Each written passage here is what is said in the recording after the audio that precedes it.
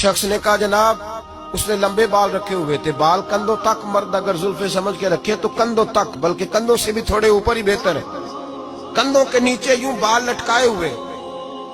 اعلیٰ حضرت رحمت اللہ تعالی علیہ کی خدمت میں حاضر ہوا تو آپ نے فرمایا بال کٹواؤ، کندھوں تک جائز ہے۔ کہنے لگا میرے پیر نے بھی رکھے ہوئے۔ فاضل بریلوی نے ایک جملہ کہا، اور آج جتنے لوگ یہ جملہ یاد رکھ لیں اور سنائے ان لوگوں کو جو بھانت بھانت کی بولیاں بولتے اور ہمارے کھاتے پڑتے، کہا جی میرے پیر نے بھی رکھے۔